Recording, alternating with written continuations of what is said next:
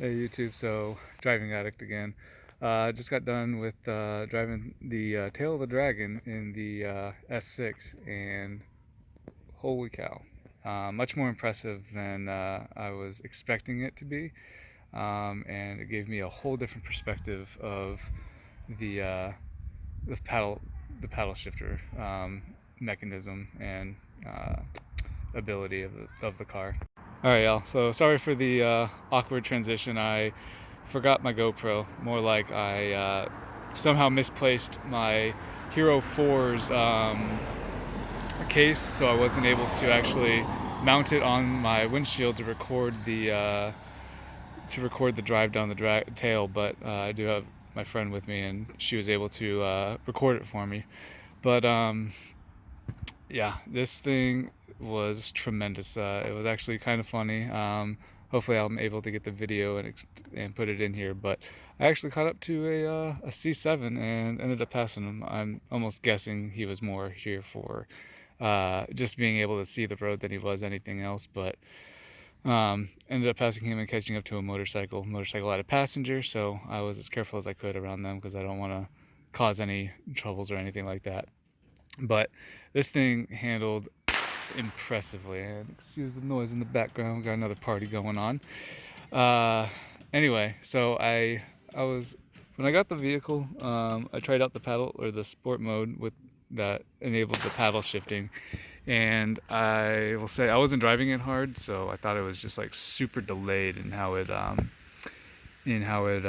shifted, but it's actually not. When you're actually driving it like you mean it, and you're driving it like you're freaking like you hate it, like you would a sequential transmission, the paddle shifting actually does a tremendous job. And so that's what I did the whole way through. I was in gears 2 and 3 the whole time. But holy cow, was it impressive. I was able to get a little bit spirited sometimes, but not all too often. And then I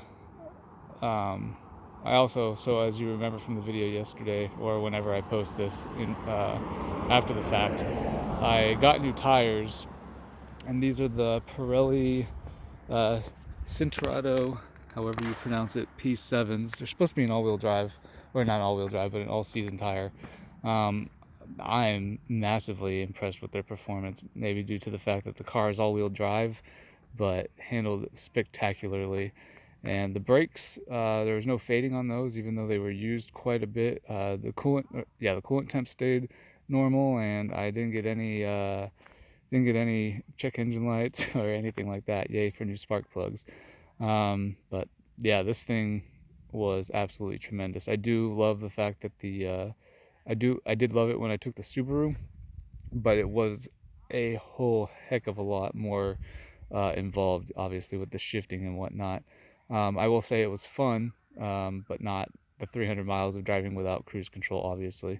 This one not only made the drive fun or easy, but also seemed a lot better than the Subaru, just at handling and whatnot. I will say, though, if I want to be more involved and feel the drive a bit more, Subaru is the way to go. This one, if you just want to do a quick pass and go as fast as you can, I would choose this. But yeah, so overall, I just wanted to say for those of you that are skeptics of the e-gear and all that stuff, like, try one out, take it on a crazy road that's meant to be going fast on, and I think you'll be massively impressed. And just so you guys know, I'm not the most comfortable with doing stuff in public, so the last 2 videos of the Audi have been in public just to spread out my comfort zone. So any of you who are hesitating on getting a start on this YouTube thing, or filming yourself, or being out in public and people thinking about you, like, whatever, freaking, they'll care more about themselves. Sure, there might be some people that have thoughts and whatnot, but just do you and have fun. And I can tell you for sure that, holy cow, I'm not upset anymore at the fact that I had to get a whole new set of tires, because I have a feeling the tires that I had, they were at 50% tread left in the life of the tire, and I don't think they would have performed nearly as well as these did. So yeah, if you're in the area around Tail of the Dragon, come take a drive on it. Thing is freaking fabulous and amazing views around here. All right, guys. Till next time. So, coolest song in the world is playing right now, so don't mind that. But just a little fun fact kind of poster board for you in the restaurant here.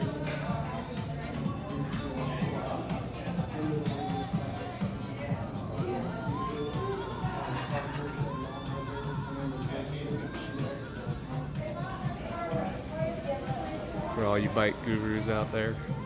No offense. Alright guys, so just made it back home. Yeah, it's like a little bit after 11. I've been up since 5, on the road since about 6:30.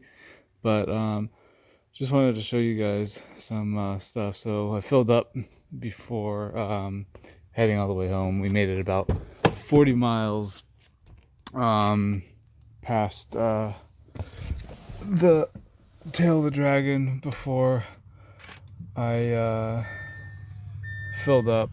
But here's some little figures. Don't mind the... Okay, and we'll shut that up. But show you some figures, yeah. Don't mind the mileage. I just turned the battery on, so no check engine light. Don't worry about that either. But I will say, excuse me, hiccups. I will say, like, never had a problem with the temperature whatsoever. Freaking awesome. Don't know why I would expect that to be a case, but I never had that issue. The fuel economy is what really stuck out to me. Sorry, I'm trying to freaking work with the camera. Fuel economy is what stuck with me. So I did fill up and I reset it to 0 when I filled up with it and drove 313 miles all the way home. And it only used that much, but like, holy cow, I'm pretty amazed. The 27.1 figures from all day today. So yep, there we go. 769.5 miles driven today, which is absolutely insane.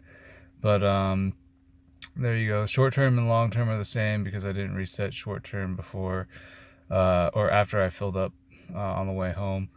But still, 769 miles and roughly average 27.1. I calculated when I did fill up for the distance that I had driven minus the 313 miles, and I think I was at 25 on the computer, and doing the hand calculation, I was at I think it was either 23 or 24, somewhere around there. Either way, super accurate. But overall, I am like undoubtedly surprised by how well this dang car runs. Sure enough, the Volkswagen gets like 38 miles a gallon, but for this V8 twin turbo to get 27.1, and I wasn't just putting it around.